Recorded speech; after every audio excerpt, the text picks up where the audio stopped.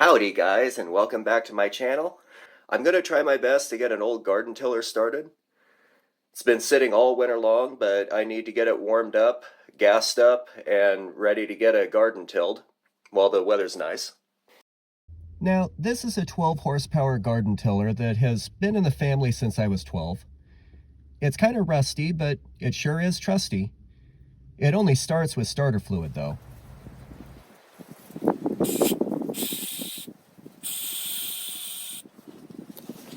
It usually takes about that much, and then I have to spray it again when it starts sparking.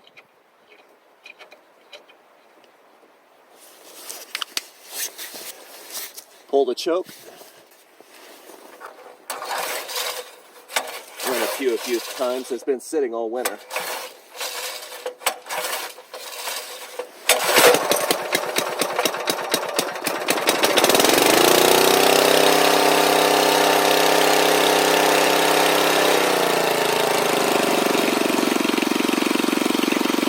That actually started a lot easier than I thought it would.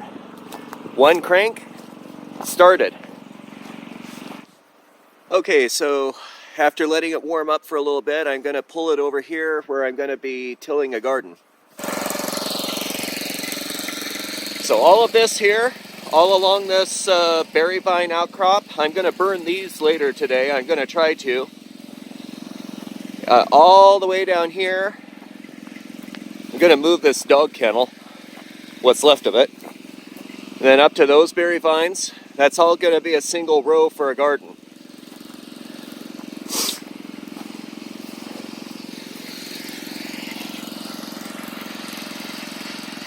It'll go all the way up to, from there where the rototiller is, be right along here, and then I'm going to go back and do another row, so it's going to be 2 long rows.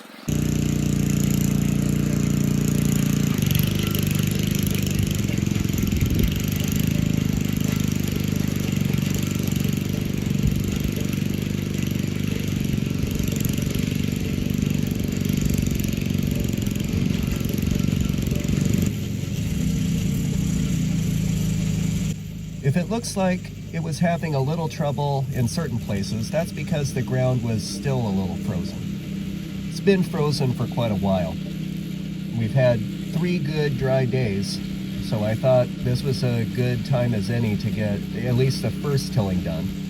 I picked a spot that was right in line with our water source for easy irrigation, and it will be in good sunlight later this year, but it still wasn't warm enough to thaw the ground a whole lot. So some places I just had to skip over and do again later. One thing that someone might be thinking is, why didn't I just use a pick or a hoe to break up the ground beforehand? Well, remember this is a 12 horsepower tiller.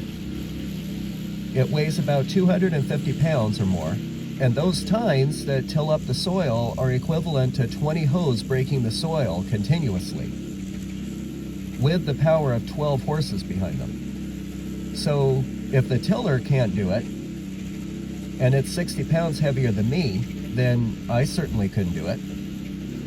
If I had a plow, that would have made this easier, and it would have been easier on the tiller. But because I don't have a plow, I had to use the tiller for a task that it probably wasn't really made for, but as you can see, it was able to do it just fine. Another question that I have been getting is, when am I going to do another bee update? Well, soon. Soon. I'm going to be getting a couple packages of bees, either late March or early April, so I'll be able to do an update then. And I know, it has been a few years since I did one. Well, that's because there hasn't been anything to do an update about. I work some long hour production jobs and quite a bit of overtime, so I did what I could with the bees, but I didn't have time to maintain them.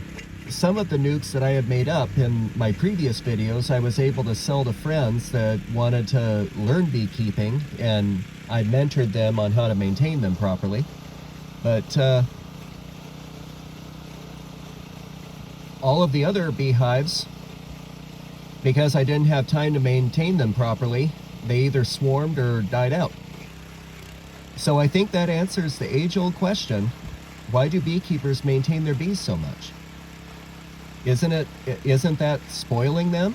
Can't they look after themselves? Well, yes, they can look after themselves to a certain extent. For example, are they getting enough nectar and pollen year-round to maintain their growth? Is there enough room for them to expand in their hive? Do they have the things they need to help them fight disease on their own? For instance, do they have enough salt intake? Or do they have a good water source? Are they near a forest where they can get enough tree resin? If there's yeses to all of those questions, then yeah, they are fine. They can maintain themselves. But if not, then they will either swarm or die out without human intervention. And that was my problem. I didn't have enough time to check them every 2 or 4 weeks. Sometimes I was checking them once every month or 2 months, which is not anywhere near frequent enough to catch any disease in time before the hive dies out. So that was my problem. They eventually died, and I was able to catch some swarms here and there. And the last swarm I was able to catch, I made a lot of honey from that hive. But again, I was working long hours. I was working overtime here and there, so I wasn't able to keep that hive around, so they eventually swarmed out of that hive. And a lot of the reasons why they've been swarming wasn't due to a lack of food. I would check the hive later after they'd swarm, and there was lots of food in there. The problem was colony collapse disorder. Something triggered them to actually move out of the hive well past swarming season. And with me not checking them often enough to see what the problem was, I wasn't able to catch it in time to keep the bees around. So they eventually moved out of the hive and went to move somewhere else, and hopefully they made it okay instead of dying. But anyway, I will be getting some bees this year, and I'll definitely have more time to maintain them. I have a new work situation that has better hours, and it'll be better for me and the bees. So stay tuned. There will be an update soon.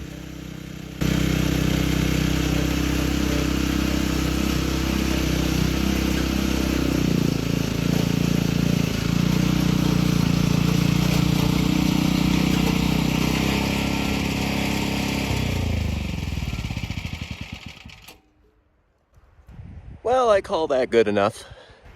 That's enough to at least aerate the soil until the springtime when I can put lime on it, and then it's ready for planting.